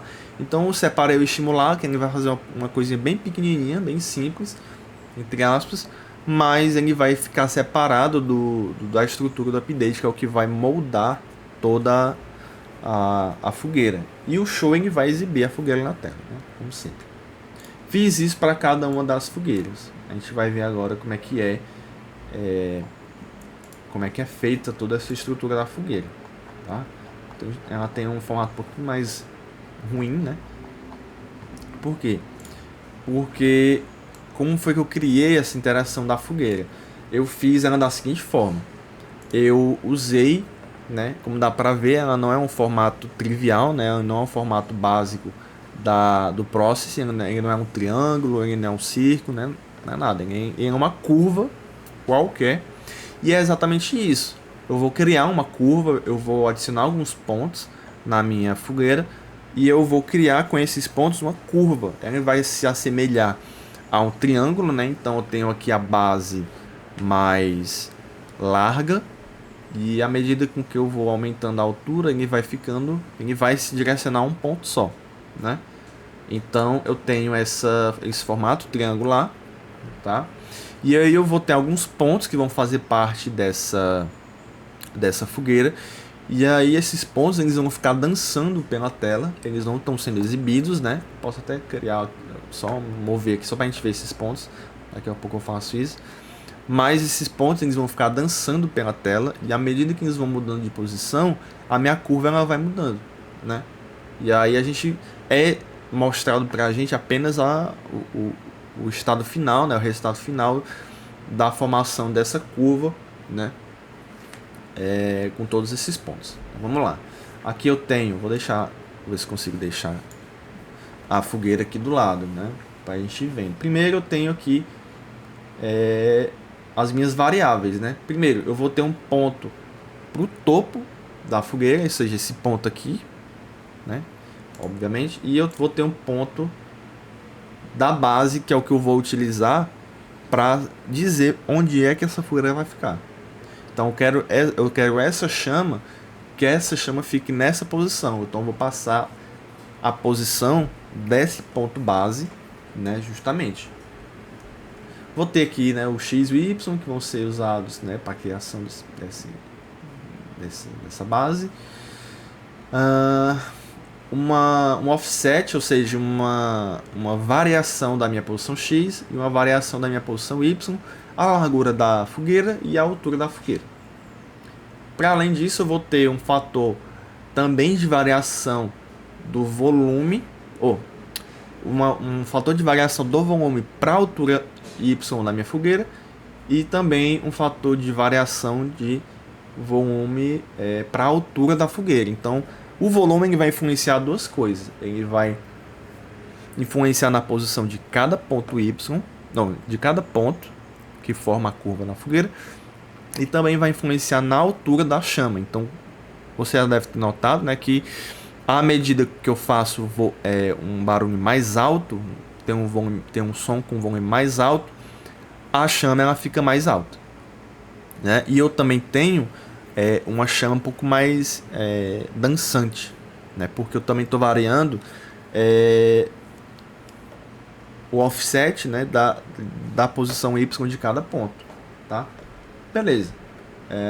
Eu vou ter aqui um valor inteiro que vai determinar a densidade de pontos, ou seja, com esse valor aqui eu vou ter mais ou menos pontos na fogueira, então eu vou ter uma chama um pouco mais detalhada ou não, tá? Porém, novamente, com testes. Esse valor aqui de densidade, se eu deixar um valor um pouco mais alto, ou seja, uma chama mais detalhada, uma curva mais sutil, né? Sem esses vários pontos que a gente vê, ó, esses pontos mais afiados, né? Como aqui, ó, por exemplo,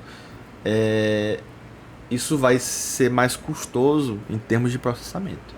Então, uma chama mais detalhada ele vai ser mais caro na forma de processamento. E uma chama menos detalhada ele vai ser mais leve de ser processado, porém vai ficar mais feio. Então você tem que fazer o balanço aí de qual é o valor mais adequado, né? Eu dei um certo valor aqui que eu vou mostrar já. Tenho, né, duas listas de pontos. No caso, uma lista de pontos para a chama, né, do lado esquerdo. Então eu vou ter uma lista para esses pontos da esquerda e uma lista para esses pontos da direita, tá? Isso aqui vai me dar uma certa independência, né, dos pontos, vamos pôr assim. Tenho novamente um ponto P-vector para o topo da chama e para a base da chama do lado esquerdo e do lado direito. Então eu vou ter 3 pontos. Eu vou ter um ponto aqui da base do lado esquerdo, um ponto aqui da base do lado direito. A base que a gente passou é um ponto mediano,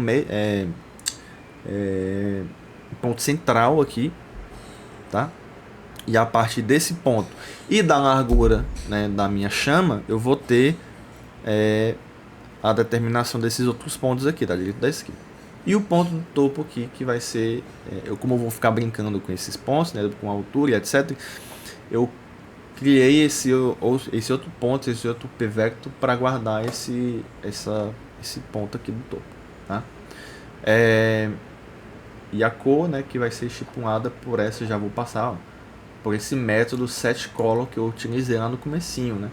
Para além dele, eu vou ter, né, o update, como sempre, eu vou ter o show, como sempre, eu vou ter o setColor e eu vou ter o estimular, que vai apenas, ó, para ver, o estimular faz apenas uma coisa, ele só vai variar os valores de offset ali do volume, não, o estímulo do volume nas variações de altura e da chama como um todo e da altura de cada ponto, tá? Vamos lá, um pouco mais rápido, né? Então, a primeira coisa que eu vou fazer é já expor alguns valores. Então, o ponto base ele vai ser passado quando eu crio a chama, quando eu crio o objeto fogueira, eu vou passar um p-vector. Nesse p-vector eu vou ter coordenadas, né? Ó, aqui as coordenadas, o ponto x e o ponto y que eu quero posicionar aquela chama. Pronto, passei aqui na base, eu vou salvar no pt base, no ponto base. Para além disso, eu vou passar um valor para a largura e um valor para a altura da chama. Então eu quero que a chama ela tenha uma largura 200, uma base, né, 200, e uma altura de 200 também, né, no caso, naquele exemplo, tá? No caso aqui também tem uma coisinha, ó, as minhas chamas do meio e a chama interna ela tem larguras menores, ó, porque eu quero fazer que ela dê a impressão que ela está dentro da chama, mas da chama externa, né, mas à medida que a interação vai acontecendo, ela vai saindo, né? Então eu só quero dar essa impressão de camada sobre camada, né? Ao mesmo tempo que eu quero dar a impressão de que as chamas mais internas estão dentro das chamas mais externas. O ponto do topo, né? Ela vai ser determinada de acordo com a base, né? Ela vai ter a mesma posição x da base, ou seja, ela vai estar na mesma, elas vão estar alinhadas verticalmente, porém a posição y da base ou do topo, ela vai ser a posição y da minha base menos a altura. Então eu vou ter a base bem aqui, é porque esse ponto topo ainda não está aparecendo, ele só vai servir para me dar uma referência, tá? Então eu tenho um ponto base bem aqui, o ponto topo ele vai pegar essa posição y da base e vai diminuir a altura, então ele vai subir para cá, né? O x-off e o y-off, né, que são valores aleatórios, eles vão só me determinar como é que essas chamas elas vão ficar dançando. Como são valores aleatórios, né, que quem determina é o próprio algoritmo, né, a própria interação. A largura ela vai ter o valor L que eu passei. A altura, né, eu não utilizei, né, na verdade que eu só utilizei aqui, basicamente, eu acho. Isso. Os meus fatores de influência do volume no y de cada ponta e na altura em geral, eu vou deixar 0 no início, mas elas vão ficar mudando iteração por iteração de acordo com o método estimular. Esses valores dos fatores vão depender do volume que eu estou entrando. Então o volume ele vai ser passado quando eu chamar esse método, e dependendo do valor do volume eu vou ter um fator maior, né? Ele vai de 0 a 0.1, esse, né, da posição de cada ponto, e o valor da altura ele vai de 0 a 150. Então a altura da minha chama ela vai ficar bem alto, de acordo com que eu produzo um som mais intenso, né? Então eles vão sempre estar variando de acordo com o momento. Eu deixei 0 por enquanto aqui só porque eu tenho que ter um valor, né? Densidade de hipnose eu coloquei 30. Se eu colocar menos, eu vou ter uma chama mais desgrenhada, como dá pra ver, né? Vou ter uma densidade maior, no caso. Eu vou ter uma distância entre os pontos menor, que é o que está dando ali meu valor. Só que eu tenho muito ponto e esses pontos eles estão dançando de forma aleatória, eu teria que fazer um outro ajuste aqui para me dar uma densidade, ou aqui para me dar um resultado melhor, né? No caso aqui, esses pontos eles estão causando essa chama toda distorcida. Se eu colocar um valor maior, eu vou ter chamas com menos detalhes, dá para ver. Ela fica até mais bonitinho até de ver, né? Mas só que ela não tem, tipo, ela não tem muitos detalhes, então ela fica uma chama meio parada, né? Então, por isso que aqui eu coloquei 500, né? Acabou que nem dá para nem aparece, né? No caso. Então, valor 30. Foi um valor fazendo testes, eu vi que esse é um valor que dá detalhes para a chama, mas não deixa a chama tão distorcida como que ela ficou, né? E inicializo aqui as minhas chamas esquerdas e direitas, né? Então vou ter um conjunto de pontos para a esquerda, um conjunto de pontos para a direita. O updating é o método que está mais complexo, né? Que justamente porque eu vou ter que trabalhar com cada ponto, né? E eu vou ter que ficar mexendo esses pontos, cada ponto eu vou ter que estar mexendo um pouquinho de acordo com o ruído que eu vou determinar aqui. Então, o noise ele vai ser um método que vai me retornar um valor aleatório, só que ele não é exatamente aleatório, tá? O noise ele vai pegar um certo valor que você vai passar de referência, e aí ele, usando esse valor que você passar de referência, ele vai criar um valor aleatório próximo desse valor. Então a aleatoriedade do noise, né, ela vai ser controlada, tá? Você vai ter valores aleatórios, mas você vai ter valores aleatórios um pouco mais próximos entre si.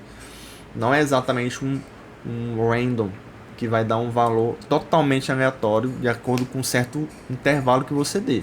Não. Aqui no noise ele vai pegar um valor de referência que você vai passar, 1 ou 2 ou 3, e vai usar esses valores de referência para criar uma aleatoriedade mais controlada. Então ele vai dar esse movimento das chamas, vão ser criados de forma aleatória, só que ele vai dar uma aleatoriedade um pouco mais sutil. Então você vai ter uma aleatoriedade mais orgânica, vamos pôr assim. Então eu vou ter na posição X, ela vai pegar como referência o ponto do topo da chama e vai adicionar nele um fator de um mapeamento, né, que também vai estar aqui acrescido de um certo valor, tá? Mas vai pegar aqui o noise justamente como sendo o valor que vai ser mapeado. O noise ele vai sempre de 0 a 1 e eu vou mapear esse valor do noise para um valor entre menos 1 e 1. Então o noise ele vai fazer com que o ponto ele dance, no caso aqui ele está pegando a posição X, né? Então ele vai fazer com que o ponto ele dance para a direita ou para a esquerda, dependendo do valor do noise. Então o meu ponto ele vai ficar sempre oscilando ali de forma aleatória, mas de um aleatório controlado. O Y ele vai pegar a posição do topo de referência e vai mapear novamente um noise de acordo com o Y offset, né, que eu estipulei aqui. Ele está de início, se eu não me engano, foi pego um valor aleatório para ele, e ele vai ser acrescido também de um valor bem pequenininho. Eu vou dizer já porque aqui tem esse acréscimo aí, esse incremento no X offset e no Y offset. Novamente, ele é um noise, então ele vai de 0 a 1, tá? E eu vou mapear ele para que ele vá de menos 1 a 1. Então o meu ponto ele também vai poder dançar de cima para baixo. Então eu vou dar para esse ponto a liberdade entre aspas, né? Eu vou dar para ele essa liberdade de ficar se movendo entre a sua posição original, tá? De acordo com esses valores aleatórios. Eu dei uma incrementada, dei uma aumentada nesse efeito para que ele seja mais visível, e eu coloquei aqui o fator, né, do volume, o fator do volume na altura da minha chama bem aqui. Então quanto mais intenso for o volume, esse valor vai ser maior, e eu vou diminuir a altura desse ponto para que eu faça que esse ponto ele levante, né? Ele vai momentaneamente para cima, né? Ele vai aumentar um pouquinho de acordo com o volume do som, tá? Aí a chama do topo eu vou criar, né, um ponto, que é justamente esse ponto que vai ficar dançando. É por isso que eu criei aquele chama topo lá em cima, lá no início. O ponto topo ele vai ser só de referência, e a chama topo vai ser o ponto que eu vou usar na curva em si, tá? Criei aqui a chama topo, com base no ponto base, né? Que ele está bem aqui central. Eu vou criar minhas bases da chama, esquerda e direita. Da esquerda eu vou subtrair metade da largura, né, da base, e eu vou manter a mesma posição y da base. E para a chama da direita eu vou somar metade da largura, mas mantendo, né, a mesma altura y ali, tá? Metade da largura. Por que eu faço isso? Porque eu vou ter no final das contas uma base que vai ter o tamanho da largura. Eu vou pegar um ponto central, que é o ponto base, vou subtrair metade da largura por um lado, e por outro lado eu vou somar metade da largura e eu vou ter no final a largura como um todo. Então aqui eu tenho os meus 3 pontos. Um ponto base que a gente não está vendo aqui na esquerda, ponto base na direita e um ponto de topo. E eu vou utilizar esses 3, né, para fazer com que minha chama dance. Limpei toda a minha lista de pontos da esquerda e da direita. Eu vou fazer isso toda vez que eu tiver a minha chamada do update, a minha iteração. Tá? Vou limpar todos os pontos e depois adiciono novos pontos. Tá? Novamente, só um parênteses, né? Por que eu fiz aqui um array list e não um array normal, né? Por quê? Porque eu criei essa minha variável de densidade de pontos justamente para fazer ajustes. E como deu para ver, quando eu faço a mudança desse valor aqui, eu vou ter mais ou menos pontos na minha chama. Então, para não precisar ficar sempre ajustando o limite de elementos que meu array vai ter, eu criei algum array list que sempre vai ter um valor flexível, e aí eu fico só mexendo aqui na minha densidade de pontos. Mas por conta disso eu tenho sempre que ficar limpando esse minha lista, né, de chama esquerda e direita, porque eu vou sempre estar adicionando pontos novos. Esses pontos vão estar numa posição um pouquinho mais diferente da anterior, por conta da dinamicidade do fogo. E aí, para não ter pontos a mais no meu array, eu sempre limpo tudo e depois adiciono os pontos novamente nas novas posições que eles vão ter. Aqui eu vou ter os pontos, né? Eu vou fazer um loop para adicionar esses novos pontos. Então eu vou ter o tamanho, a distância do meu ponto topo, né, da minha chama do topo até aqui a base na esquerda. Eu vou ter um certo tamanho, um certo comprimento e uma certa angulação, né? Esse tamanho eu pego aqui, essa distância entre esses dois pontos eu pego aqui, e o valor da angulação dessa distância eu pego aqui, né? Isso vai ser útil para eu fazer os ajustes mais finos nas posições dos pontos. Faço a mesma coisa para o lado direito, para o lado de cá, né? Faço a mesma coisa, pego esse ponto do topo e esse ponto da base da direita, faço a diferença para eu saber qual é o tamanho e a angulação desse pequeno trecho aqui. E aí, enquanto eu tiver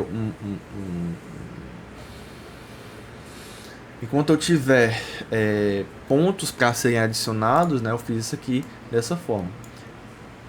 Eu fiz uma variável aqui de suporte i, né, igual a 0, ele vai sendo incrementado de acordo com a densidade de pontos, ou seja, a densidade de pontos na verdade vai ser o passo de um ponto para outro.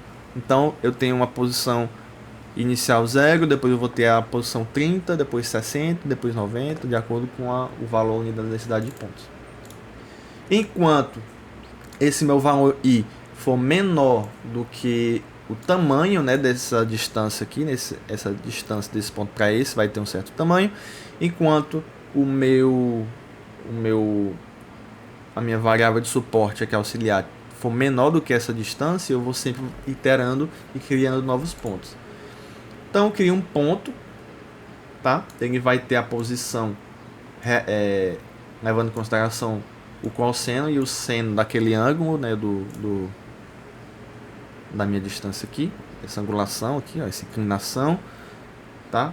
E eu vou adicionar esse ponto na minha lista de chama da esquerda, chama E, tá? Faço isso até eu percorrer toda essa distância aqui desse ponto para esse.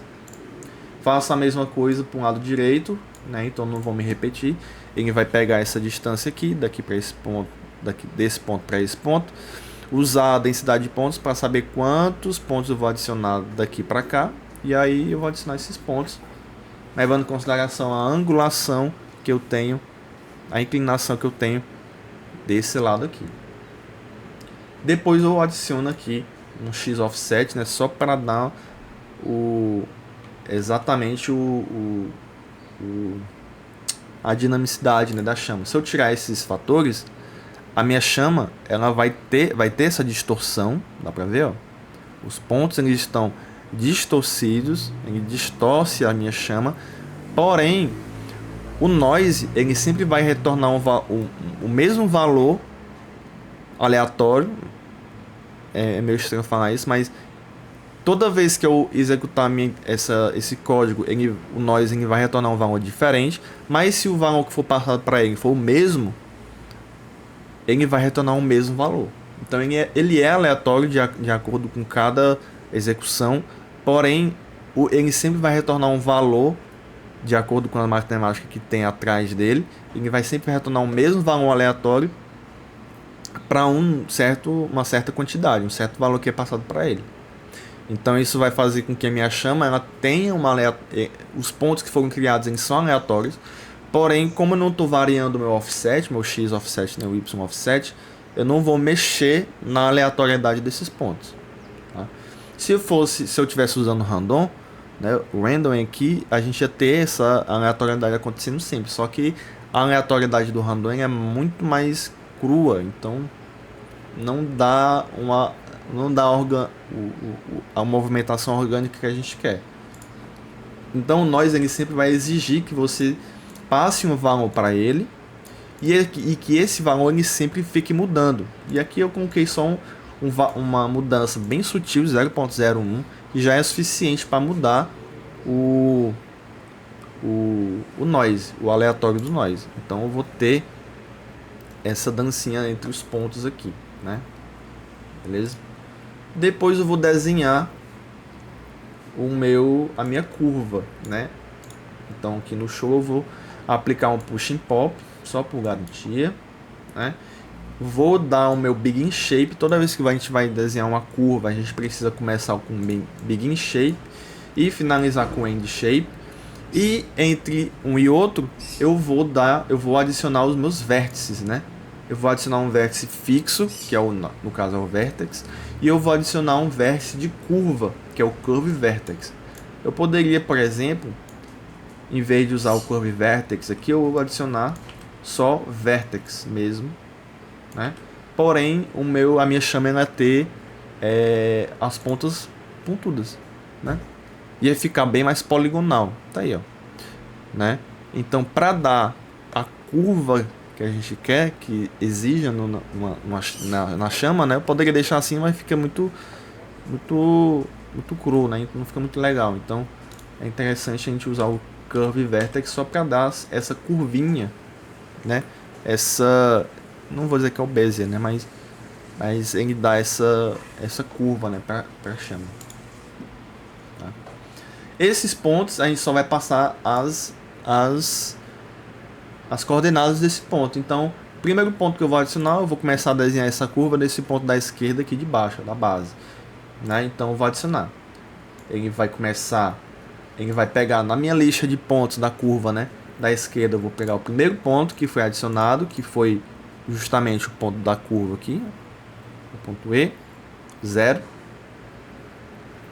que é o primeiro ali. Vou deslocar esse ponto para a minha base, tá? Então, ele foi criado, esses pontos eles foram criados usando aqui como referência o meu 0 aqui, a minha coordenada 0, 0. Para eu deslocar esse meu ponto para cá, eu vou somar na posição dele a posição da base da chama. Tá? A base da chama ela já está estipulada para ser bem aqui. Então eu vou pegar esse ponto que foi criado bem aqui e vou empurrar ele para cá. Tá? É para isso que serve esse mais base chama e x. Eu vou fazer isso para o x e vou fazer isso para o y também. Aqui, ó.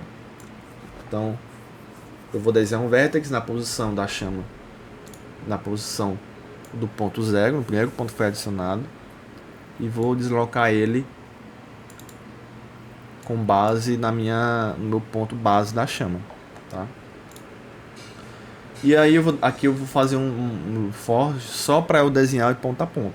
Os demais pontos que não vão ser fixos, esse aqui vai ser fixo, esse aqui vai ser fixo, né? Os da base, mas os outros não vão ser. Então eu faço um for que vai percorrer toda a minha lista na esquerda primeiro, começando do 1, porque o 0 eu já adicionei aqui, né? E vai até o final da minha lista, tá? Pego cada ponto e faço o noisezinho, vou aplicar um noisezinho aqui, que é o que vai fazer a chama dançar, tá aqui, ó. Noise não, vou aplicar um map, né? Eu vou aplicar um map que vai mapear o meu noise, né?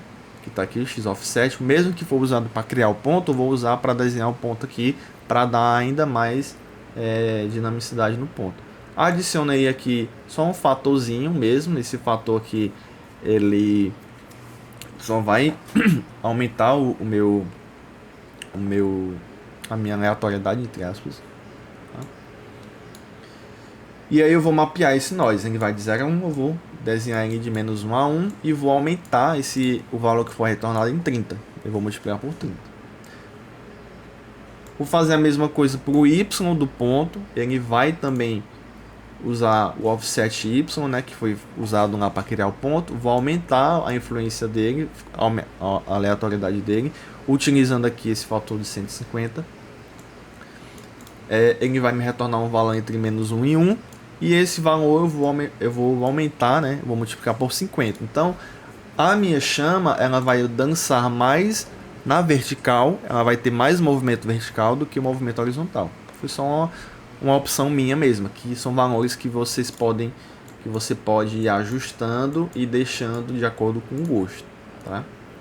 E aí eu adicionei na minha curva, né, uma curve vertex nessa posição que eu acabei de determinar, posição x do ponto que eu já tinha criado, que adicionei o deslocamento, então o meu ponto foi criado originalmente aqui, desloquei ele para cá, e para além disso eu ainda adicionei o deslocamento aqui que eu acabei de calcular, tá? Então eu vou desenhar um ponto bem aqui, tá? Com um deslocamento horizontal e vertical que eu acabei de calcular. Então é aqui nesse ponto, nesse for que eu vou desenhar, que eu vou adicionar na verdade ainda um ponto na curva e vou adicionar nele uma aleatoriedade para ele ficar dançando. O ponto do topo eu vou desenhar de forma separada, né? Então adiciono aqui o curve vertex na chama do topo. Eu não preciso deslocar nada dele, porque ele já foi desenhado, ele já foi calculado para ser posicionado bem aqui. Esses outros pontos aqui eu precisei empurrar para cá, porque eles tinham sido criados aqui, né?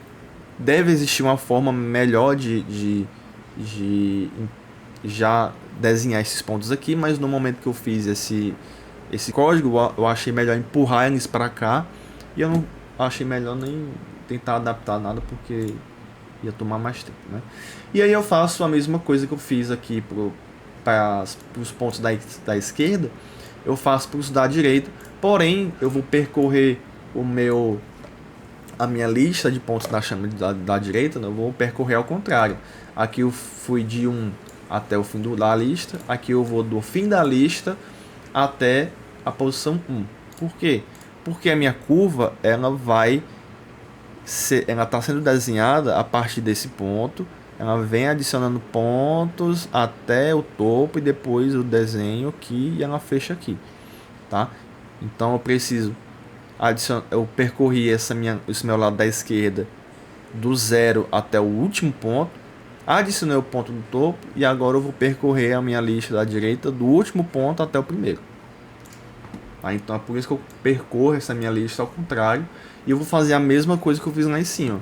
eu vou calcular um valor de deslocamento temporário para cada ponto, tá? E adicionar esse deslocamento temporário na posição aqui final do meu vértice, tá? No final eu vou adicionar o último ponto fixo, né, que é o do lado direito. Eu vou adicionar ele aqui usando a mesma lógica, né? Pega a posição da chama D, desloca, ela foi calculada bem aqui, eu vou deslocar ela para cá, tá? E vou deixar ela fixa, né? Não vai dançar.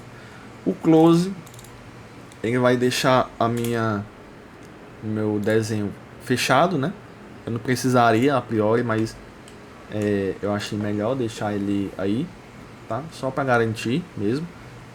E aí aqui eu finalizo o desenho da minha curva, né? Beleza? Aqui, como a gente já só usou no comecinho mesmo, esse set color, né? Lá no começo, quando eu determinei a chama. E aqui eu fiz o estimular, que eu já expliquei, né? Que ele vai só utilizar o volume para estipular os valores de altura da chama e de como é que cada ponto ele vai ser influenciado por essa altura, tá certo? Pô, por que é que eu fiz dessa forma, né? Por que é que eu fiz uma classe? Eu poderia ter feito isso aqui lá no código mesmo, precisava criar um objeto, até porque eu usei poucos deles, né? Mas só que eu no começo estava fazendo dessa forma, peguei todo esse código e estava colocando aqui no Draw, só que isso deixa o código muito confuso de ser lido, né? E essa ideia de adicionar essas outras chamas dentro da fogueira veio depois, né? Então eu estava começando a fazer dessa forma, aí me veio a ideia de adicionar novas chamas dentro da fogueira, e aí eu pensei, não, então eu vou criar uma classe separada para criar esses objetos de chama, tá? E aí eu vou só estipular a largura dessa chama, a altura dessa chama e etc, tá? E aí isso me possibilitou, né, depois adicionar essa fogueira numa outra interação que foi feita, né? Ela foi criada, se eu não me engano, deixa eu ver se foi Noite Feliz. Noite Feliz. Noite Feliz. Foi essa aqui mesmo. Essa aqui foi a interação de Natal que a gente fez, né? Para a última apresentação da Camerata no ano passado, né? Ela tinha sido criada, né, com a ideia de usar os dois projetores em toda a fachada do MIS, né? Mas acabou que essa interação teve que ser adaptada, adaptei ela depois, né? Então aqui a gente tem alguns elementos rasterizados, como essas estrelas estão aqui, tá? Eu estou só trabalhando com a opacidade delas. Eu tenho esses brilhos que ficam passeando pela tela, da mesma forma que as fagulhas aqui, ó, né? Elas passeiam também. E aí eu aproveitei, eu reciclei aquele código da fogueira aqui. Eu só trouxe aquele código para cá, adaptei o tamanho, adaptei algumas coisinhas, as fagulhas, a opacidade, ela tá um pouco mais ela tá mais opaca, né? Ela tá um pouco mais sutil aqui essa fogueira. E aí eu consegui reaproveitar bem mais facilmente todo esse código da fogueira quando eu fiz essa separação, né? Eu separei aqui a classe da minha fogueira e aí depois eu vim aqui só criei as fogueiras da mesma forma, reposicionei, recolori, etc. Então essas formas, né, de criação, de administração das interações, elas servem justamente para a gente ter um controle, né, melhor das interações procedurais e facilitar o reaproveitamento, né? Então, esses foram alguns exemplos, né, que eu separei para a gente dar uma olhada. Eu tenho outros exemplos, né, não são muitos, porque as interações da Camerata, elas são muito focadas na parte de animação. Então, eu sempre comento, né, com o pessoal que faz as ilustrações que eu eu criei a interação, né? Que são muito trabalhosos, né? A Maju, principalmente, né? Eu faço muita interação com ela. Ela sempre tá bem, tipo, ela sempre tá bem, tem muito mais trabalho, né? Porque ela precisa fazer tanto os desenhos do background e etc, como as animações. E aí, frame a frame ainda mais, então ela sempre, o pessoal da ilustração sempre tem mais esse trabalho de fazer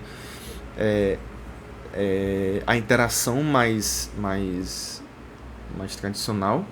E a gente só tem meio que o trabalho de fazer essas interações acontecerem na tela. Então, pra gente ter um pouco mais de domínio nas interações procedurais, diminui o trabalho que os ilustradores têm e enriquece o nosso conhecimento, né, em relação à programação do Processing, né? Então, a gente não pegou muito na massa nesse dia, né, porque a nossa primeira aula foi justamente casou com um dia que eu precisava fazer uma interação para a Camerata, então a gente botou mais a mão na massa, a gente codou um pouco mais, né? Mas nesse aqui a gente só fez uma análise de alguns exemplos, né? Mas alguns dos exemplos que a gente viu são bem simples de fazer, né? Vocês podem ir vendo o vídeo aí, pausando, para dar uma analisada no código e irem copiando, né? E adaptando aí da forma que vocês acharem mais legal para vocês, tá? Então, nessa segunda parte a gente fez essas análises procedurais, né? No próximo dia, no próximo encontro, né? Não sei quando ainda vai ser. A gente vai dar uma olhada em algumas bibliotecas externas, né? As que a gente usa mais é a Geomerative e a Box 2D. Então separei aqui por enquanto duas interações que eu desenvolvi usando essas bibliotecas. E um outro encontro próximo ainda, né, vão ser algumas interações que eu fiz, né, para além da Camerata, né? Então aqui a gente vai ter o Festival UFC que a gente já viu, né? E um jogo aqui que eu criei também, o Frec Paquinho, né, pro Paco que a gente teve nesse ano. E a gente vai analisar em algum outro momento. Vamos ver ainda como é que vai ser, porque a faculdade está voltando, as aulas, ainda tem a questão do trabalho e outras coisas aí que acaba que a gente não tem tanto tempo, mas vai sair. Até o final do ano eu desenrolo esses outros encontros, né? Então é isso. Qualquer dúvida, qualquer sugestão, qualquer coisinha, qualquer material que eu possa enviar para vocês, eu posso mandar esses códigos que a gente analisou, tá? Para vocês darem uma olhada, para vocês customizarem, para vocês deixarem já lado a lado com a tela de vocês para irem codando, para ajudar, tá? E é isso. Até o próximo encontro.